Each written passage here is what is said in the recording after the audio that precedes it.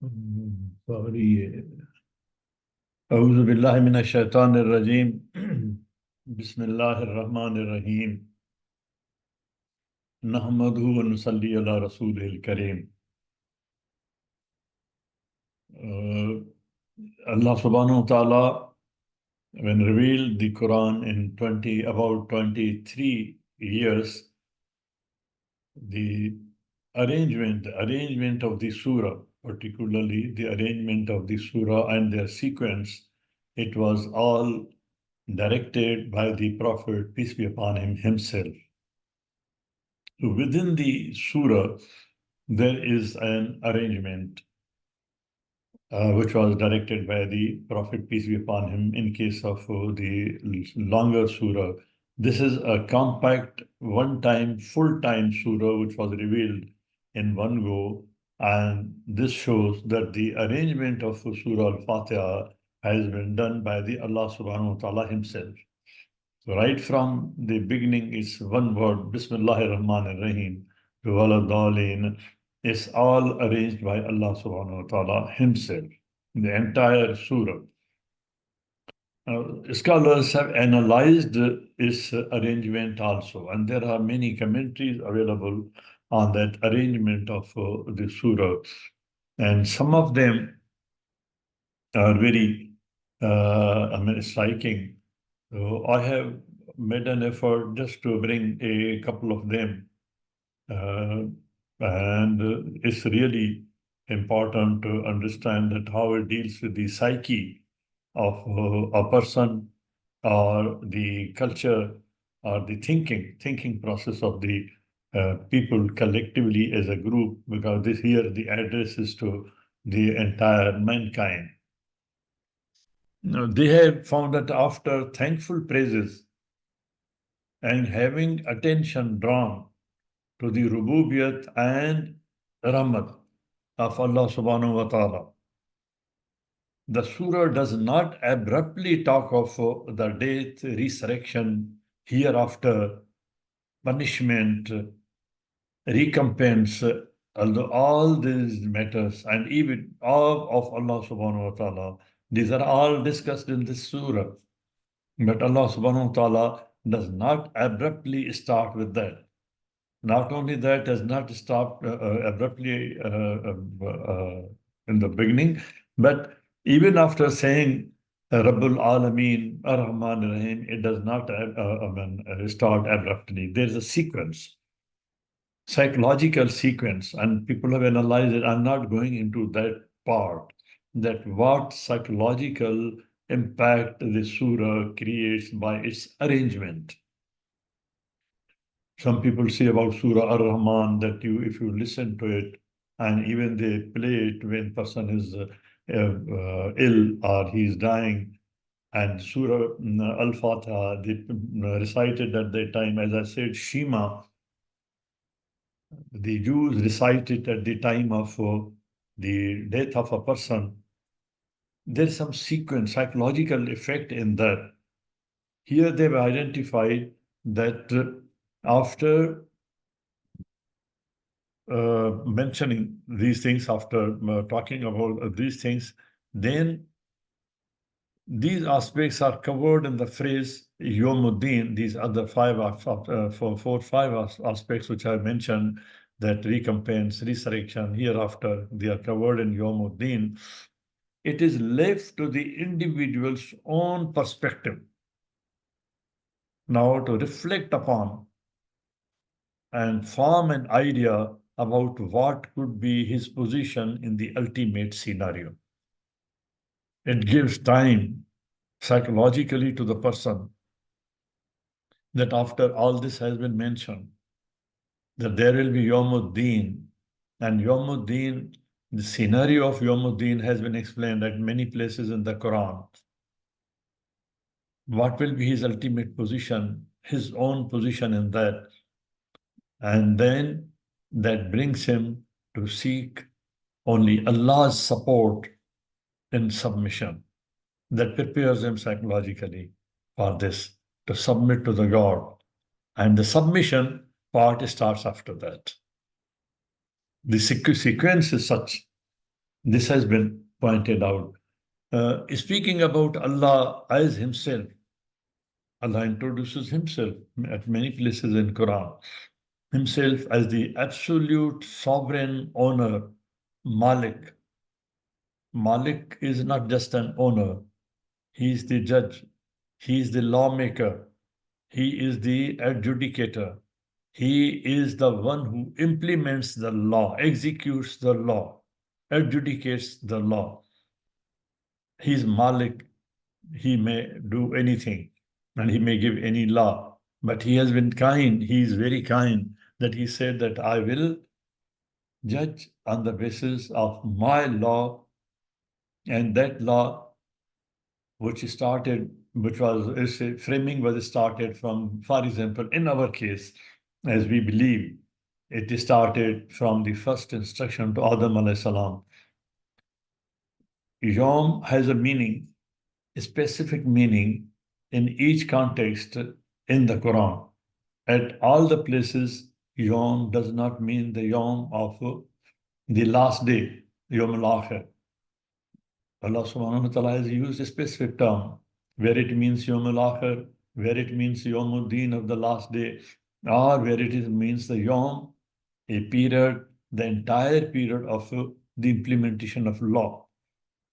For example, the law which was revealed, applicable to the Adam, his society, by the time it became applicable to the society of Nuh alayhi salam, by the time when Torah became applicable to the Qawm Musa. This entire period collectively is a period of law in which law was revealed. And we are now here talking about Yawmuddin Deen, which was given to Ibrahim alayhi salam, which was given to us, to all the prophets after Ibrahim alayhi salam. He is Malik of all the law, and all the law given during this period, entire period, as a phase, and now he is Malik, owner, king, emperor of the last day of the law to give its results, to give the judgment, and then implement the judgment on that day.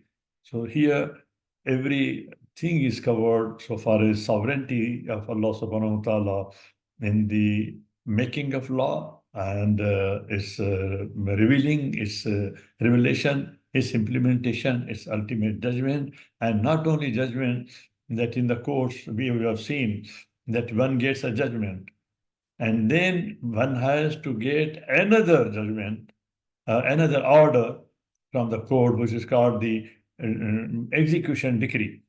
Then no other execution decree is required. That judgment is the final judgment, and according to that, we have seen the scenario on that day that the Malaika will implement it immediately. And the people will be taken collectively, mostly, to their places where, which place they have got in the Jahannam or in the Jannat.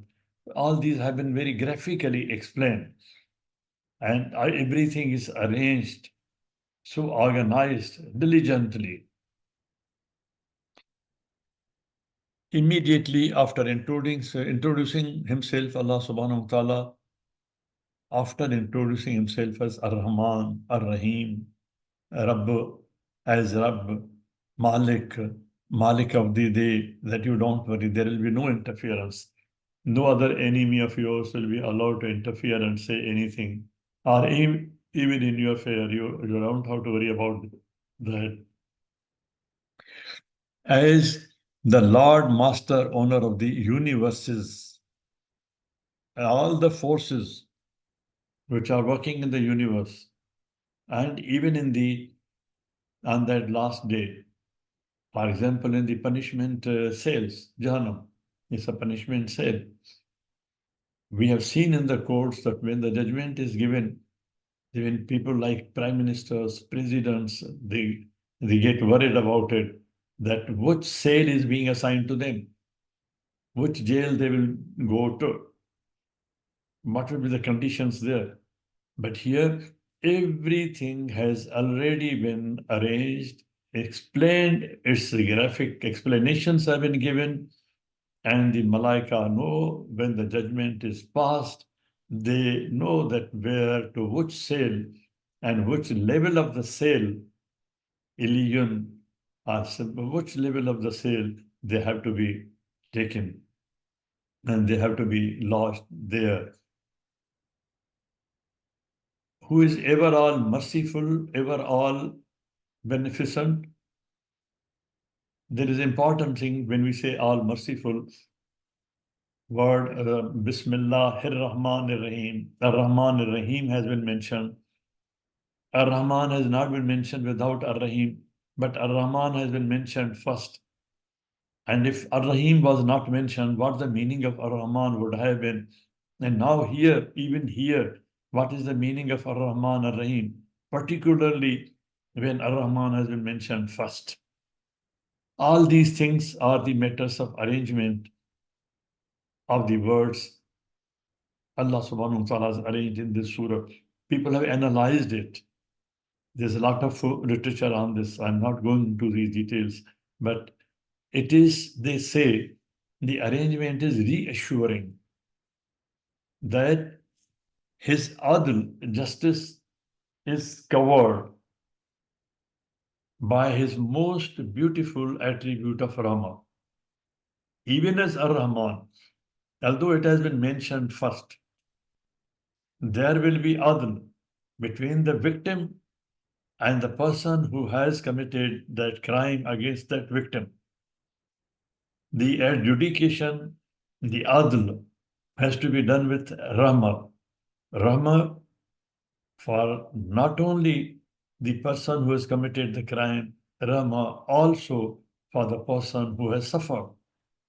So people usually have a wrong notion that Allah is Ghafurur Rahim and He will forgive me everything, even if I have not given the right of heirship in the property of my parents, to my sister, to my daughter, to my wife, to my mother.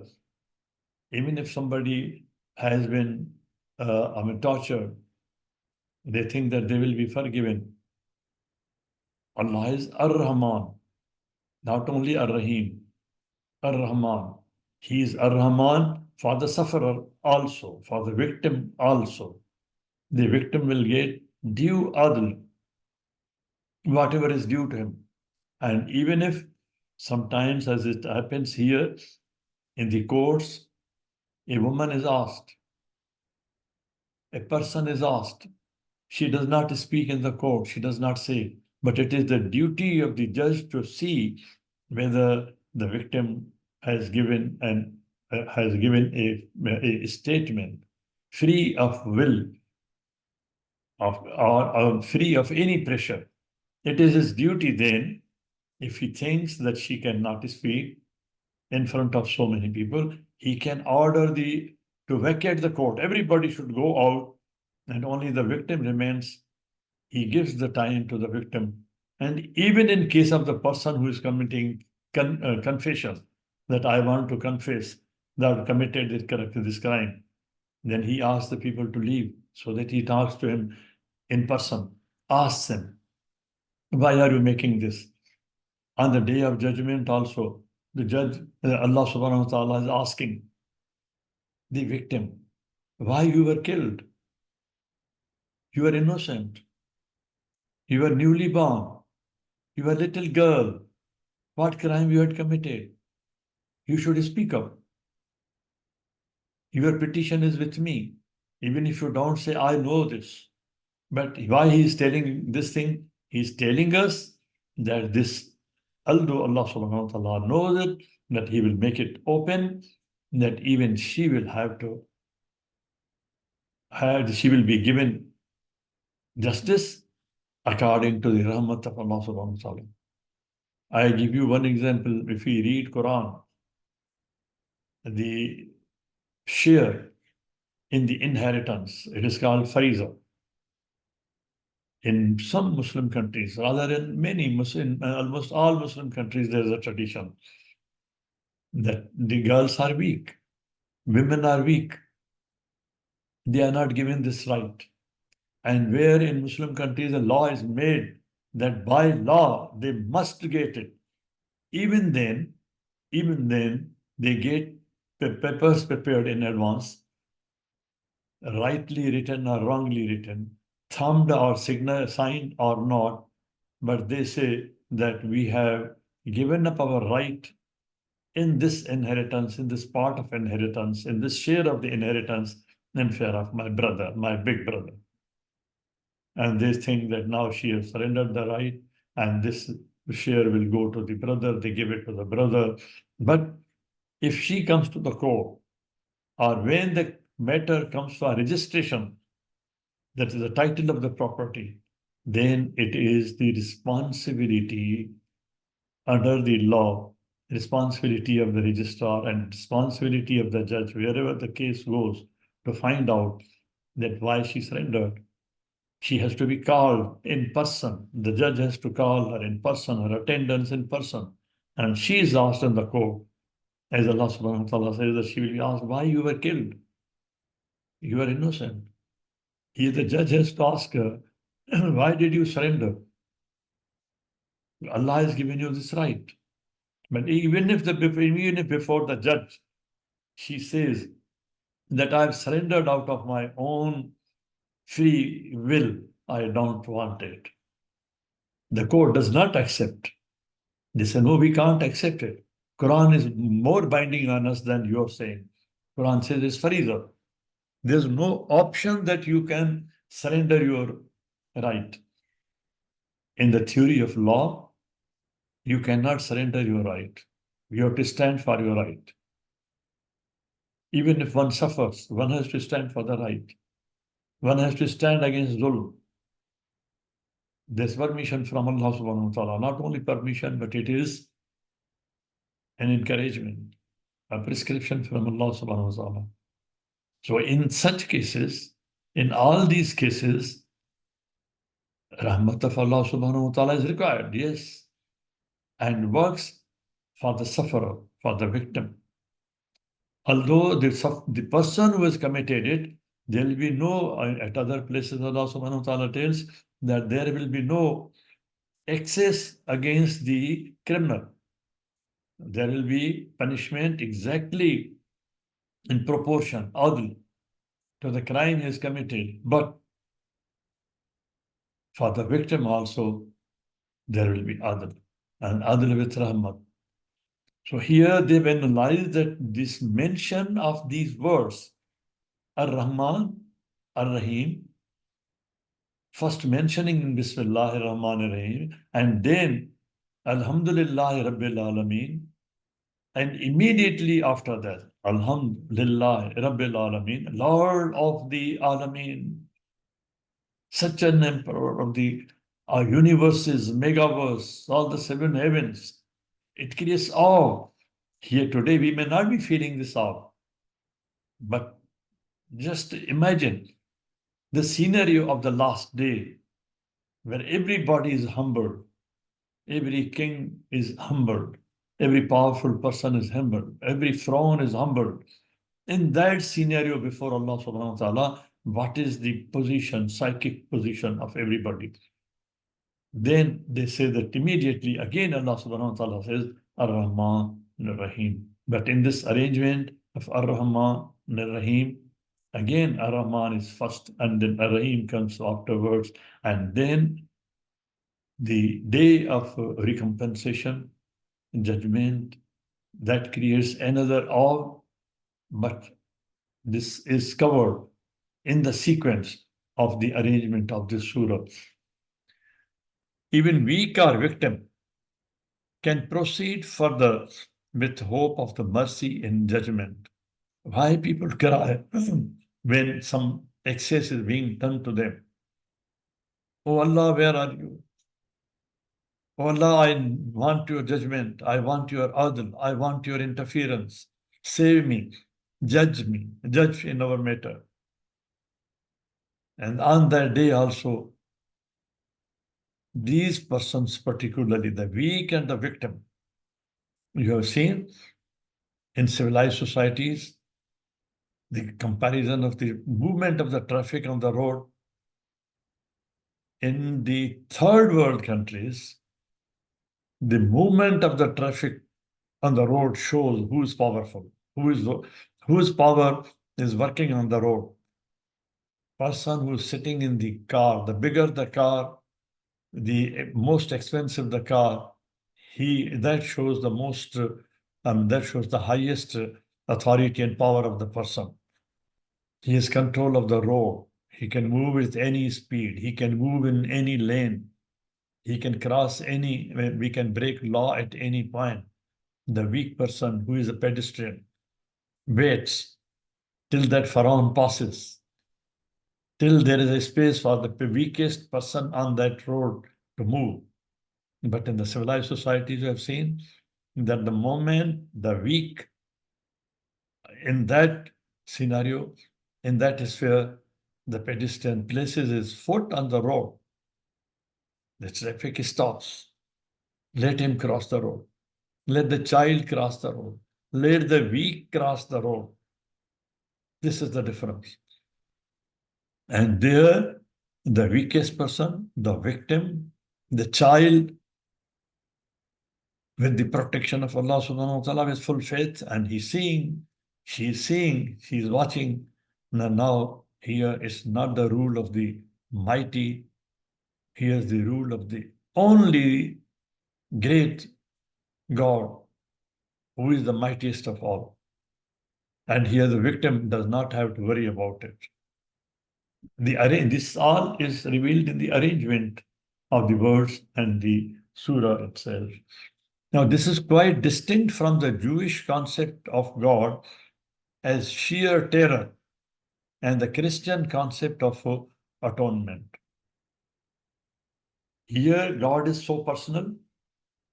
He is Kareem, the model of the explanation, the model of the universe, and his relationship with God is very special. In whatever trigonometric way or geometric way or mathematical way or any philosophical way, the model of the universe is prepared, appears that the observer, the person who is living, whether on the moon or the Mars, he is at the center. And Kareeb, Allah is Kareeb to him wherever he is. This is the model. This is the worldview which Quran has presented. At that time, Allah is Kareeb, as today, He is Kareeb to everybody, to the weak. And the weak, when sees or she or he sees with his own eyes that the king is with me, everybody is humble. Then the victim doesn't have to fear. Most happy to be before God at that time and seeing with own eyes. But here, the doctrine of Adl is based on glorious governance as the aspect of Rububiyyah, Rabbul Alameen. It has been linked with Rububiyyah. This is all aspect of Rububiyyah. Falah is the most important aspect of Rububiyyah. Some people, like Abdul Wudu, they have even call it almost synonymous with Rububiyyah, Falah. And Allah subhanahu wa ta'ala has placed Falah in everything. And it is explained that in everything Allah has created khair. Shar is from our side. And at other places, Allah subhanahu wa ta'ala explained that I have created everything in its creation, existence, and effect with hasanatin, whereas sayyatin is from you. And Allah subhanahu wa ta'ala giving the reason for minallahi hasanatin. So in the rububiyyat, Allah subhanahu wa ta'ala, starting from falah, khair, hasanatin, lillahi al-asma'ul husna. All the hasana, whenever you can, when you see or you appreciate it, you praise it, its highest lofty asma. They are all for Allah, lillah. So here, this aspect of Rububiyyah and application of the laws with mercy. Adl is application of law with mercy, adjudication with mercy, justice with mercy. This is a general theory which is accepted in the world, that this Allah subhanahu wa ta'ala is given there in the statement by phrasing Ar-Rahman, Ar-Rahim. Ar-Rahman is the controller, administrator. Yusuf alayhi salam talks about the Khashiyar Rahman. At other places also Khashiyar Rahman has been mentioned because he's controller but with Rama. So in this arrangement, administration of justice, Ar-Rahman, and on the top of that, again another layer, Ar-Rahim. Ar-Rahim, not only Ar-Rahman for the person who has committed crime, but also Ar-Rahim for the victim, with mercy for the good of the mankind. This is the total philosophy, because this surah is talking about entire mankind. It's not like Shema. It's not like one set of people. There is a very subtle arrangement in every word. Now, this is an ayah which they have quoted, that in Surah Ar-Rahman also, this is very clear there. Qurtubi has also mentioned about this Ar-Rahman and Ar-Rahim, arrangement of Ar-Rahman and Ar-Rahim. With this, I think conclude this, because in itself, Ar-Rahman is a subject matter of Quran. And its statement along with Ar-Rahim is another big subject. Qurtubi says Allah has described himself by Ar-Rahman, Ar-Rahim, after saying the Lord of the Alameen. He's also talking about the arrangement of the surah after Ar-Rahman. He's saying this after Rabbul Alameen and repeating it. Bismillahir Rahmanir Rahim. Some people take it as a part of Surah Al-Fatiha and some don't take it. But in both the cases, again, Ar-Rahman, Ar-Rahim is being said, the Lord of the Alameen. As his statement here, Qurtubi says, includes a warning in Ar-Rahman. Ar-Rahman is not only Rahma, it is a warning. It's a quite warning, quite reminder, friendly reminder, as we can say, friendly reminder. And then an encouragement, the combination. It is a warning, and then it's a friendly warning, friendly reminder, and then there's a hope also. The term Rabb contains the sovereignty, authority, power of Rububiyyah. Therefore, immediately after that, after saying Rabbul Alameen, Ar-Rahman, Ar-Rahim have been repeated. Although this phrase was already mentioned, as I said, in the Bismillahir Rahmanir Rahim.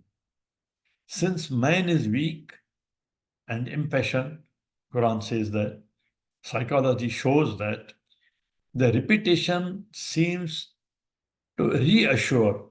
In the beginning, I said, this surah is reassuring. Reassure is to reassure him of the limitless mercy of Allah. To rekindle his faith that Allah is oft forgiving. If we understand it today, Allah is oft forgiving, not one time, again and again and again. But every time it must be sincere commitment, not to come back to the sin again, not to come back to the excess again, and to encourage him to return to his Lord, Master, Sustainer. The main thing in the theory of tawab is that it encourages, since Allah is oft forgiving, tawab, come back, irji ila rabbik, how radiyatan mardiya. You be happy with him, He is pleased with you. Be pleased with him. Radiyatan mardi. Fadkhuli fi ibadi. Become obedient to him. Fadkhuli jannati. All this paradise, all these arrangements have been made for you in advance. They are waiting for you. Be happy with God.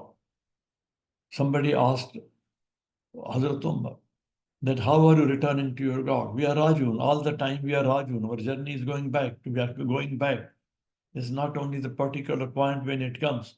We are in the process of going back Rajun. We are Rajun.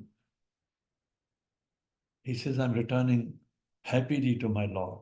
I'm happy with my God. I'm pleased with my Lord. In whatever manner He brought me, kept me, raised me, I'm happy. I'm going to my Lord happily. When my father was dying, he asked me, the last words when he read the Kalma Shahadat, last words he said to me, don't cry, don't weep. I'm going to my Lord, to meet my Lord, to see my Lord. I'm going on my own feet. I'm going in my senses to my Lord, to meet my Lord. Here, it encourages him to return to his Lord, Master, Sustainer, who is in the ever all, who is the ever all merciful, Ar-Rahman and Ar-Rahim. It is not only that he forgives, but oft forgives. And not only that he forgives, but he favors. He gives favors. He gives rewards also, reward for coming back. All what you did is forgiven. And there's a reward that you came back. Maybe at the cost of repetition, but I think in today's world it needs encouragement. That's why, out of habit also, because during reconciliation meetings I say that in Surah 30, Ayah 34, when Allah subhanahu wa ta'ala is encouraging that a husband and wife, if you sincerely try to reconcile, you make an arbitration committee of your ahl from both your families. If you are sincere in working, I'll give you success. Not only that, but here Allah subhanahu wa ta'ala, besides that, if you come back to me, when you are coming back to me, making reconciliation for me, lillah, I will give you success. Not only success, but I'll give you increase in your risk. I will increase it. That is a reward, additional. So when you return to God, it is not just forgiving the old sin, but there is also a hope. I would rather say there's a promise of God and He never breaks it. He keeps His word. There is an additional reward. Subhana rabbika rabbil izzat amma yasifun wa salamun ala al-mursaleen walhamdulillahi rabbil alameen. اللهم صل وسلم وبارك على سيدنا محمد وعلى آله وصحبه. اللهم اهدنا فيمن هديت وعافنا فيمن عافيت وتولنا فيمن توليت وبارك اللهم لنا فيما أعطيت وقنا واصرف عنا شر ما قضيت. اللهم ادخلنا برحمتك في عبادك الصالحين. اللهم اخرجنا من ظلمات الجهل والوهم إلى أنوار العلم. اللهم علمنا ما ينفعنا وانفعنا بما علمتنا وزدنا علما. اللهم اجعلنا ممن يستمعون القول فيتبعون أحسنه. اللهم أوزعنا أن نشكر نعمتك التي أنعمت علينا وعلى والدينا وأن نعمل صالحا ترضاه وأصلح لنا في ذرياتنا إنا تبنا إليك وإننا من المسلمين. اللهم اكفنا بحلالك عن حرامك وبطاعتك عن معصيتك وبفضلك عن من سواك. اللهم بفضلك ورحمتك أعلى كلمة الحق والدين. اللهم انصر الإسلام وعز المسلمين يا أكرم الأكرمين. Oh Allah, spread your mercy upon us, shower us with your blessings, increase our knowledge, grant us forgiveness, and reward us with the company of the prophets in the Firdaus al-A'la. Oh Allah, forgive our parents and all our friends and relatives who have passed away. Oh Allah, make their graves a garden from heaven and grant them the Firdaus al-A'la. Oh Allah, we have many of our friends and relatives who are sick. Oh Allah, we have our son Ma'rad, our daughter Aisha Wani, our grandson Isa. Oh Allah, grant all of them full and speedy recovery. Oh Allah, we know that there is no cure but yours. Oh Allah, grant them a cure that leaves no ailment or injury. Oh Allah, we seek from you all of the good, whether we know it or we don't. And we seek your refuge from all evil, whether we know it or we don't. O Allah, we ask you every name you have elected for yourself, that none of us leave this gathering, but his pains have been relieved, his worries have been removed, his debts have been paid, his weaknesses have been concealed, his sins have been forgiven, and his needs have been fulfilled. سبحان الله وبحمده عدد خلقه ورضا نفسه وزنة عرشه ومداد كلماته. سبحان الله وبحمده عدد خلقه ورضا نفسه وزنة عرشه ومداد كلماته. سبحان الله وبحمده عدد خلقه ورضا نفسه وزنة عرشه ومداد كلماته. والعصر إن الإنسان لفي خسر إلا الذين آمنوا وعملوا الصالحات وتواصوا بالحق وتواصوا بالصبر. وآخر دعوانا أن الحمد لله رب العالمين، والصلاة والسلام على خير المرسلين. اللهم صل وسلم وبارك على سيدنا محمد وعلى آله وصحبه والسلام عليكم.